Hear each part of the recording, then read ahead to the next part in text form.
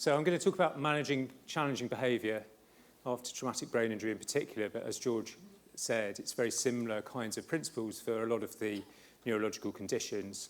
And my focus is going to be on trying to describe the scope and timescale of those challenging behaviours after brain injury, and for you to be able to identify some of the factors that might be important in identifying what the causes of challenging behaviour are. There are a number of those.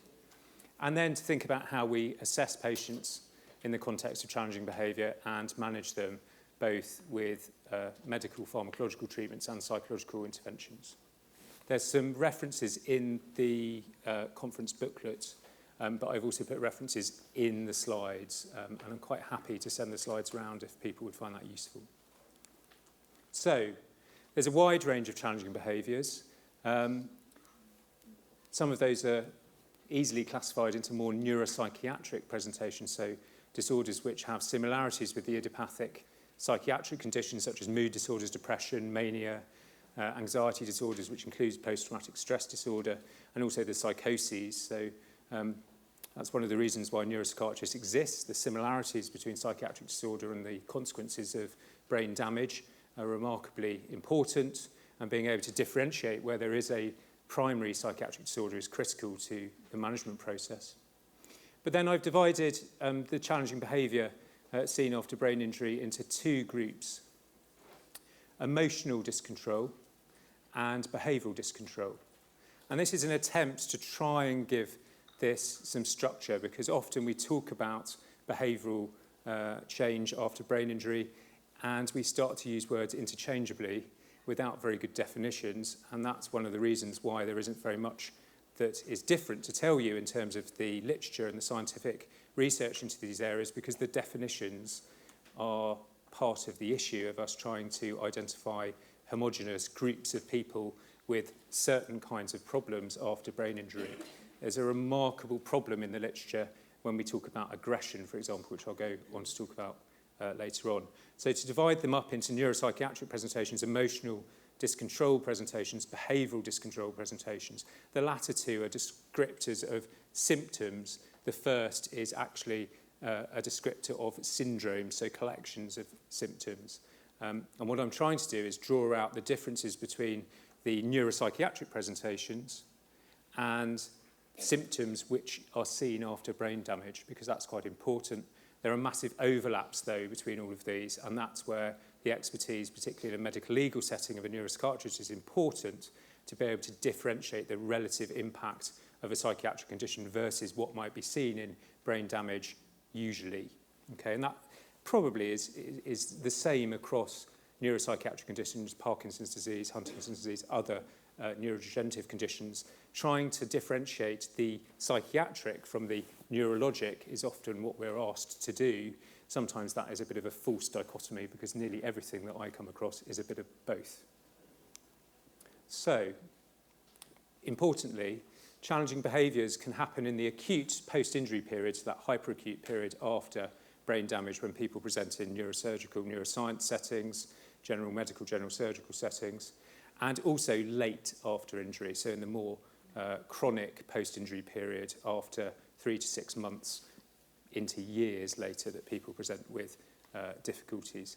And this is important because, again, the scientific literature clumps these groups together. There are very, very few studies of the acute post-injury period, probably for quite pragmatic reasons, that it's very difficult to study people when they're acutely unwell and agitated and aggressive in that early period. There are studies, though, looking at that period.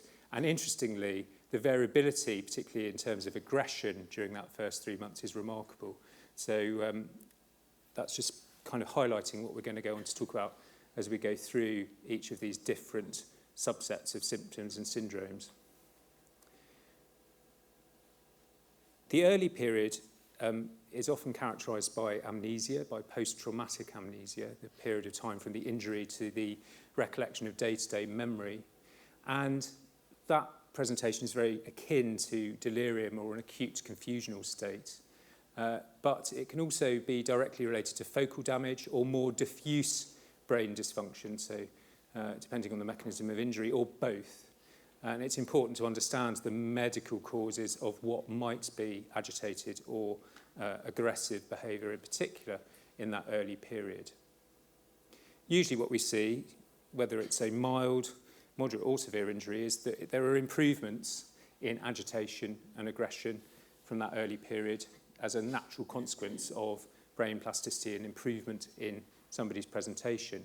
But of course, there are many people, as all of you know, who could continue to suffer with chronic sequelae, so long-term conditions as a result of brain injury for years ahead, and new onset conditions as they recover and continue their lives with brain injury into the future. So, I'm going to spend a little bit of time on this slide because I think it's fairly important across all of the conditions. These are some of the factors which impact upon outcomes and presentations, whether they be of emotional or behavioural dyscontrol, because those two groups of symptoms that I've described, as I've already said, can be very much impacted on by neuropsychiatric presentations. The prevalence of neuropsychiatric presentations after brain injury is very high, with depression being anything between 20 and 30%, psychosis much lower but still higher than the background population, mania being considerably higher than the background population at around about 7%. And so identifying psychiatric disorder, whether that is something which has already been manifest prior to injury or after injury as a direct result of the brain injury itself, so an organic psychiatric condition, is absolutely imperative. At the same time, comorbid physical illnesses, so in particular I've pointed out epilepsy and sepsis here, are very important factors because the presentations that we're going to discuss can sometimes actually be directly related, for example, to a complex partial seizure, and it isn't the treatment of the agitation which is necessary, it's the treatment of somebody's epilepsy. And so making these correct diagnoses and differentiating whether there is another cause for somebody's presentation is critical to choosing the right treatments. Pain is something which is often forgotten about, interestingly, or is under-recognised, particularly in the context of people that might have communication impairment, aphasia, or are so cognitively impaired that they can't communicate where they have pain. And that can present in itself with agitation and aggression. And then my complete bugbear, and interestingly, I was talking to Seth in the tea break, all neuropsychiatrists have the same mantra when we walk onto neurosurgical units, I'm glad to hear, that medicines and iatrogenic or medical causes of agitation and aggression are singularly important. And the number of times, even now, after banging on about this for the best part of 15 years, and all of my colleagues do as well, you still walk onto neurosurgical units and see patients that are on multiple neuroleptics, multiple psychiatric drugs. Haloperidol in particular is a favourite of the neurosurgeon, and they are making the situation worse through adverse effects of the medication. Also, opiate drugs will often make situations worse, and this is just never picked up. And it's interesting, and I sometimes think that I'm becoming an old bore by saying it, but it still happens, and is something you need to check. You need to check the drug chart to see whether there's an explanation just by what's being prescribed as to what's happening in front of you. Similarly, withdrawal from non-prescribed substances or alcohol. Alcohol obviously is something which you only see early, very early in that post-injury period, but later on craving for alcohol and substances and people accessing illicit substances even when they're in hospital. Patients are remarkably adept at getting hold of things that they need. We had a fire escape yesterday, a fire practice at the Blackheath Brain Injury Unit where I work as well. And there were 3 patients that I suddenly noticed had clustered in the car park, and they were discussing where they were going to get some weed from that weekend. But they were doing it in a beautifully disinhibited way so that the entire organisation could hear them making this plan about how they were going to get somebody's friend in, and it was all very complicated. It involved huge transactions. But we mustn't forget people are very good at getting hold of things which they abuse, including alcohol, even when we think they're in protected environments under supervision. So it's important not to assume that because somebody's been in hospital for longer than 72 hours that they aren't drinking. The other classic is, we've now removed all of the alcohol hand gel from both of the units that I work at, is that patients will drink copious amounts of alcohol hand gel and mouthwash in order to replace alcohol. And I recently saw a gentleman in Essex who had managed to consume so much mouthwash that he'd actually sustained an alcohol-related brain injury from drinking mouthwash. So don't forget, these things that we take for granted as being relatively innocuous and are available in environments in hospitals. You know, alcohol hand gel is everywhere. Some people will, in the context of dependence, quite happily drink that because it gives them the same effect as having a pint. And then, of course, it's important, and I think this gets forgotten fairly frequently, that our patients don't develop agitation and aggression in a vacuum. They continue to live in relationships, they continue to have financial stresses, they continue to have social stresses, often considerably more in the context of what can be an amazing life event, and that can be remarkably stressful and in turn has an impact on their ability to manage stressors, frustrations, not being allowed out in order to resolve things. We mustn't forget psychosocial factors. But the important thing is if you draw, and I tried to, but my skills on PowerPoint are obviously not good enough. I tried to draw a Venn diagram which showed all the overlaps between all of these things. There are remarkable overlaps. So things like irritability and apathy and social isolation are features of many conditions, not just brain injury or depression or anxiety. And so that's where the critical point is the overlap and whether there are reversible factors that you can change in a presentation which then leave somebody with just their brain injury related factors and perhaps less cognitive burden, less fatigue, because you've managed the reversible factors which might, for example, be mental disorder, psychiatric presentations, and substance misuse. So I'm going to talk about emotional dyscontrol and the symptoms in that cluster first. So just to give this a definition, emotional dyscontrol presents as a rapid change in emotional state, sometimes called pathological affect. People can be seen to be laughing or crying quite vigorously. You also can see emotional lability, or what most patients and their families and doctors call mood swings, where people have changes in mood from moment to moment of different periodicity. So sometimes that can be within a day, sometimes that can be over a week, months. And irritability. So three groups of symptoms: pathological affect, emotional lability, and irritability. And these map rather broadly to the old DSM-4 organic personality change criteria, where there were descriptors of emotional lability subtype, an aggressive subtype, and an irritability subtype of personality change after a medical condition. And of course, it's important to point out that that's after a medical condition, because these things aren't just seen in traumatic brain injury.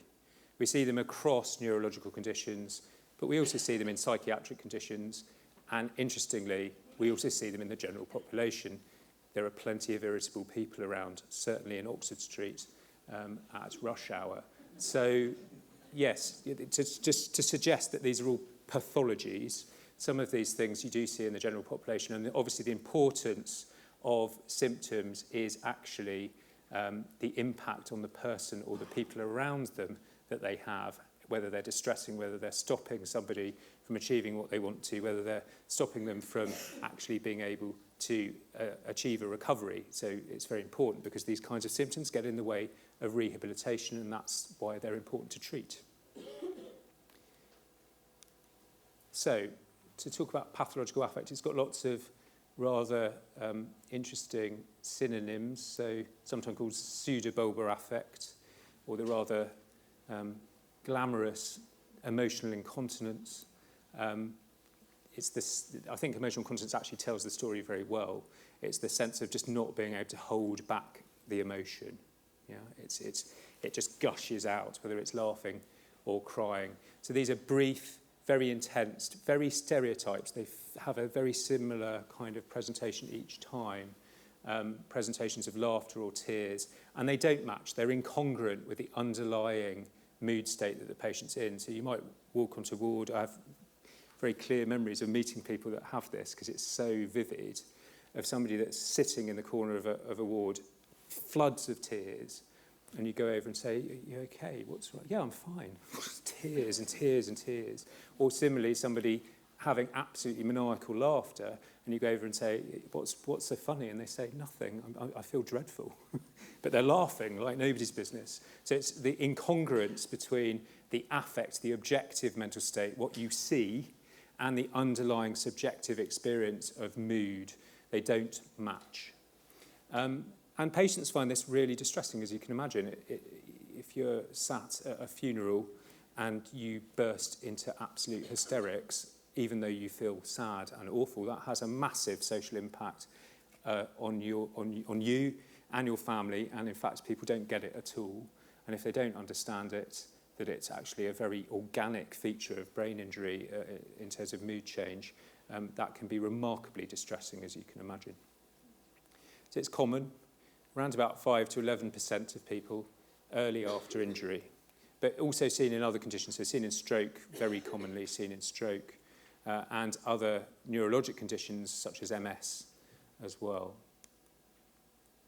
So it's important to differentiate this from somebody's pre-morbid personality. So there are some people that I've met who burst into tears very quickly and have equally incongruent spells of laughing as a feature of their pre-morbid personality. That's just the way that they behave. Sometimes that might be part of a personality disorder. But those don't tend to be stereotypes. They don't tend to happen in the same kind of fashion each time. They're very much related to interpersonal factors, so there'll often be something where somebody's fallen out with somebody and the tears will be in that context. And they're often congruent to how they're feeling. So that sense in pathological affect, emotional incontinence, of the incongruence of the external mental state with how somebody is feeling is a critical question to be able to understand and make the diagnosis. Similarly, you can see people who are tearful in the context of depression and anxiety, but again, that's mood congruent. And very rarely, and I haven't actually seen people with ictal laughter or tears, ictal laughter or crying, but that would be associated with a loss of awareness and also fairly frequently with post-ictal or post-seizure confusion. So looking for those kinds of features would point you more in the direction of an epilepsy. But it is often very difficult to differentiate the epileptic presentation of ictal crying or laughter from pathological affect, and you may need to use a video telemetry, so that's 24-hour EEG monitoring on video to capture some of those episodes to see whether they're associated with epilepsy. Asking the patient is obviously where you always start with most history, but it's important in brain injury always to seek collateral accounts, and I think this is an absolutely critical stage of assessment, whether it be clinical assessment or medical legal assessment. If you just take the account from the patient as read, you can miss a whole world of things. So I tend to interview patients on their own, then their family or loved one or carer, and then both of them together, because you will pick up things that the patient doesn't say, the family are saying, oh God, I can't cope anymore, it's awful, and the patient's saying, everything's fine. So it's absolutely critical to be able to get that collateral account. And then obviously taking observations of what's happening and monitoring it. There are scales for pathological affect which can be used. There are rating scales which give a subjective rating of laughter and crying, and they can be given to collateral interviewees as well. This one, the Plaques by Robinson and colleagues from 1993, is probably the best and points in the direction of a diagnosis of pathological laughter or crying. Treatment. It's fairly good evidence for antidepressants. This is something we've got to get around, I think, in the next few years, is the way what we call these drugs. So the fact that they're called antidepressants, everyone assumes that, well, they can only be used for depression. Neuropsychiatrists very rarely use these drugs on license. We're using them in the context of what chemicals we're trying to manipulate. And it would be much more useful to call these drugs serotonergic or noradrenergic reuptake inhibitors rather than antidepressants, because they are used across the board for different things. And when you say to a patient, I want to start you on an antidepressant, they say, but I'm not depressed, that enters into a dialogue which isn't useful for them, and it's not useful for kind of identifying which treatments work. So the drugs which we tend to use for pathological affect in the first line are sertraline, citalopram or escitalopram, and the reason for that is that they can be effective in relatively lower doses. They don't tend to interact with other medicines that this group are on, so they'll often be on warfarin, for example, if somebody's had a stroke, and many other cardiac drugs. And so these drugs don't tend to interact, and they have pretty good side effect profiles. People can tolerate them fairly well to a dose which is effective. If those don't work, there is less evidence for other drugs, and so you can either, and this isn't my preference actually, you can either augment, so you can add on a drug to one of the SSRIs, or you can switch from the SSRI to another drug. I much prefer people to be on as few medicines as possible, and that's rule number one actually, is the fewer the medicines, the better the outcome. And the lawyers in the room will often say to me, but don't you want to start them on a drug? And I say, well, no. So I spend more time taking people off of medications than I do putting them on medications. And there's lots of evidence for some of these medicines actually impacting recovery rather than improving it. So it's always done on the basis of weighing up pros and cons in terms of whether you're going to start a medicine or not, and whether it's going to be beneficial. And if it's not beneficial, you stop it. We have trials of medications for up to 6 weeks, and you need to set very clear outcome measures as to what you want to see improving, rather than just doing it and hoping for the best, and then somebody is on a medicine for 2 years later and nobody really knows why.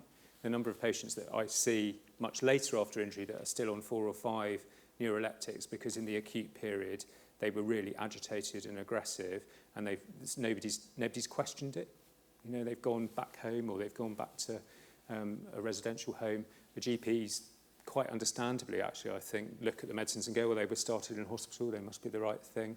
And nobody's actually questioned and taken people off of medications. It's absolutely critical that you have an idea of what you're trying to treat, and if it doesn't get better, you stop the medication, you think again. So some of these other medicines, oh, it's not good. That's it. Some of these other medicines here, methylphenidate, which we tend to use in its long-acting preparation called Concerta, has got lots of randomized controlled evidence for cognitive improvements after brain injury, particularly in the context of inattention or poor focus, but also improves executive impairment, can improve memory, and can in turn improve mood, and so is actually a fairly good medicine to consider in the context of this. And as an addendum to that, this new medicine called dextromethorphan, which is a North American drug, which has just been accredited by the FDA for treatment specifically of pathological affect as a result of trials in MS and ALS, not in brain injury, so that's why I've put no data. There's no brain injury specific data for this drug. It's been shown to be remarkably effective. It's also a stimulant at treating pathological affect. And I suspect that there will be a trial, in fact I know there will be a trial very soon in people that have pathological laughter or crying in brain injury of this stimulant medicine. The others in the middle are all anticonvulsants. They're all mood-stabilising anticonvulsants. Lamotrigine is useful in pathological affect in the context of the epilepsies, as are valproate and carbamazepine. But there's the suggestion, as we're going to see later on, that valproate and carbamazepine are particularly useful for people that might have comorbid aggression. And so if somebody's aggressive and has pseudobulbar pathological affect, then valproate or carbamazepine might be your first choice after SSRIs. Okay, so lability. So this is the overwhelming and very intense sense that your emotions are changing, often way in excess of the trigger which might have caused that emotion. So often people will be seen to react considerably more than they would have done pre-injury to what might be considered a relatively minor or inconsequential, at least to the outside world, cause or trigger for that emotion. They're not stereotypes. They happen very kind of randomly, not in a stereotyped way. They tend to be brief mood swings, and they're mood congruent. Somebody experiences that change in mood. It's an intense sense. So that is its difference from pathological laughter or crying. It feels to the patient. The patient describes the mood state. It can be controlled to a certain degree. People will describe being able to kind of keep the lid on it, but that often means that there's a bigger explosion as a result. And its prevalence in traumatic brain injury is very variable across the literature, and that's because of definition again, both definition of severity of traumatic brain injury in a lot of these studies which had been done before the international consensus on the descriptors of severity, but also in terms of poor definitions of what emotional ability is. And this again, coming back to what I said at the beginning, blights the whole literature. So you've got these huge kind of up to 62% late, up to 46% early in severe TBI. Interestingly, also seen in mild traumatic brain injury, so people that have Glasgow Coma score between 13 and 15 and a relatively short period of post-traumatic amnesia. Treatments. So just teaching people about emotional change and the emotional consequences of brain injury is remarkably important because it gives them some understanding of control, perhaps of triggers as well.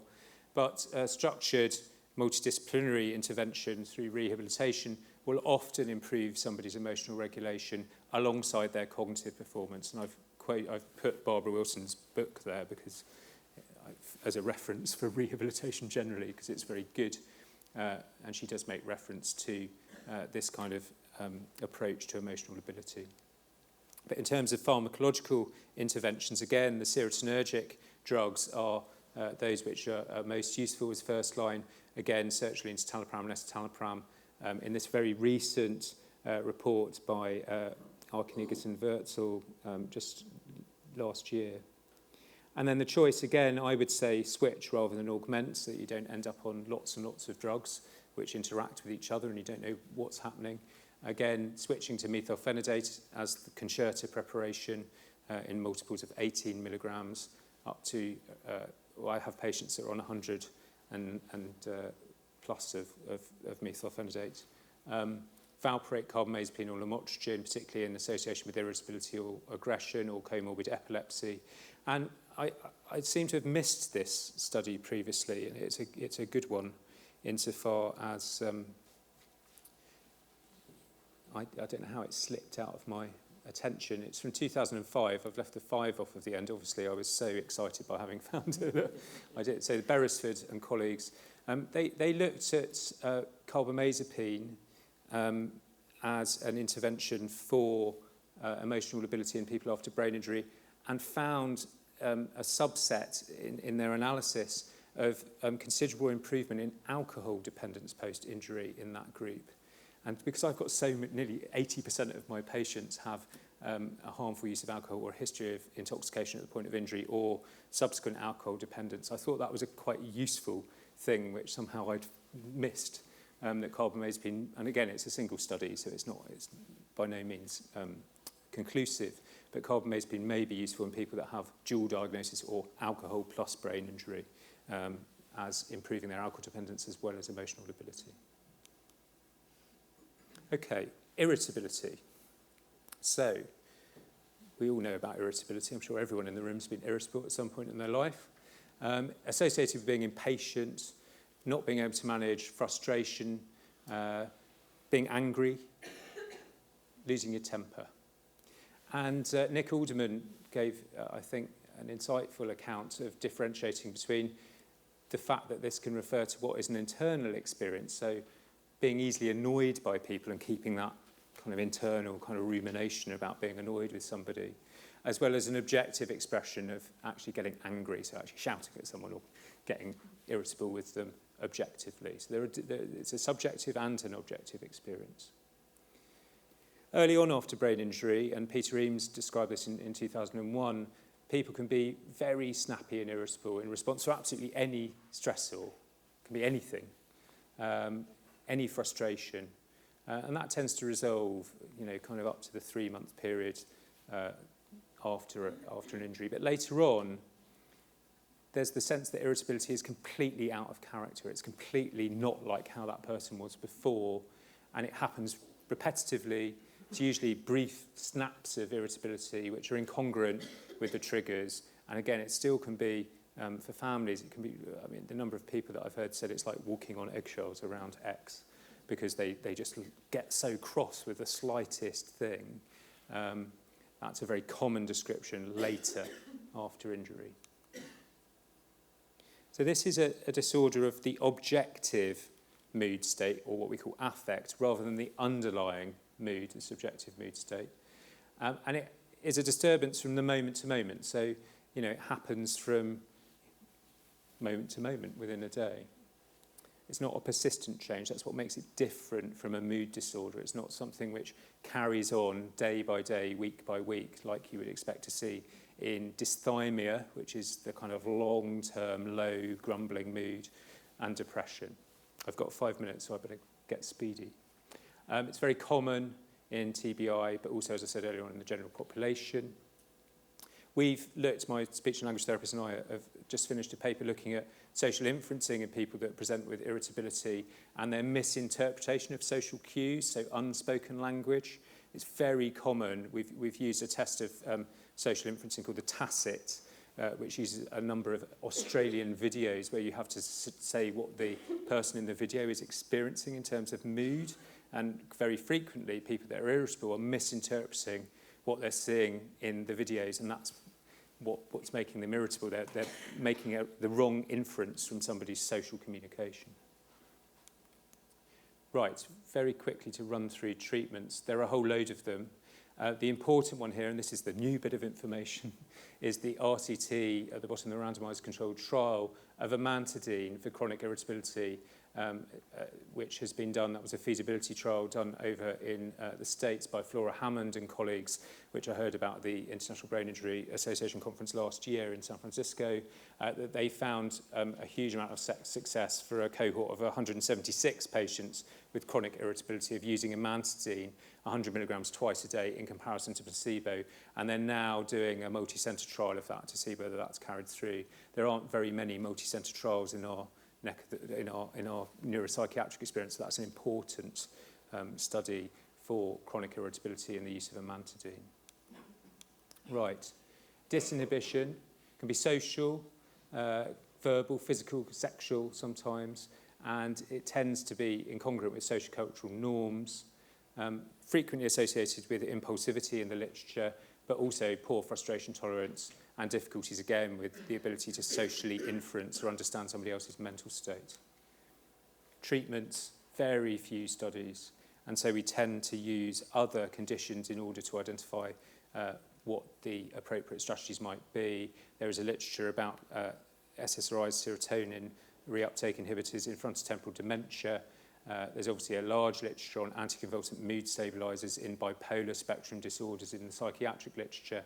And I've had patients, I've had two now, one very interesting patient who had a heart attack and flashed at a primary school child in the context of having his heart attack. He was probably underperfused and disinhibited in the moment of being underperfused. The police came along, put him in handcuffs, and then he had a heart attack, out of hospital arrest, and another anoxic injury as a result of that.